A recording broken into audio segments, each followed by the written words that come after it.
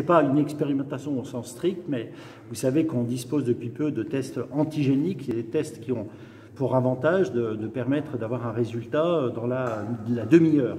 Et donc ils ont un côté très pratique par la rapidité avec laquelle ils donnent des informations sur la contamination ou pas à la Covid-19. Ils ont un inconvénient, c'est que leur fiabilité n'est pas suffisante, c'est-à-dire que lorsqu'on est positif, on sait qu'on est positif. Lorsqu'on est négatif, on n'a pas de certitude assez forte et il faut confirmer par un test PCR. Mais néanmoins, ils ont ce côté pratique. Alors, ils sont aussi contraignants puisque c'est que les tests PCR, parce que c'est un prélèvement nasal qui est quand même assez désagréable, mais on a décidé de l'utiliser pour faire du dépistage collectif, soit dans les maisons de retraite, soit dans les établissements scolaires. Il y a un premier essai qui est fait dans les établissements scolaires de Sablé.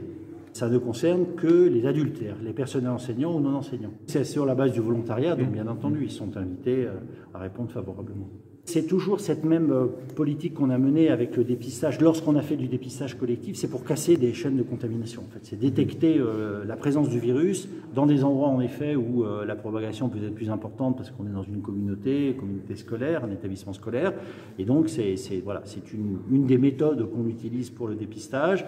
On ne peut pas le généraliser, notamment avec les tests PCR, parce que c'est beaucoup trop lourd, même si on est monté à un niveau très élevé d'utilisation des tests dans notre pays, parce qu'il y a quelques semaines, on est allé jusqu'à 2 200 000 tests par semaine, ce qui est très très très important. Mais néanmoins, on doit quand même recentrer l'utilisation des tests PCR sur soit les symptomatiques, soit les cas contacts à risque, soit les personnes vulnérables, soit les personnels soignants, les personnels en EHPAD. Voilà, parce que sinon, on ferait un emploi peut-être immodéré de ces tests et on gaspillerait un petit peu cette ressource précieuse.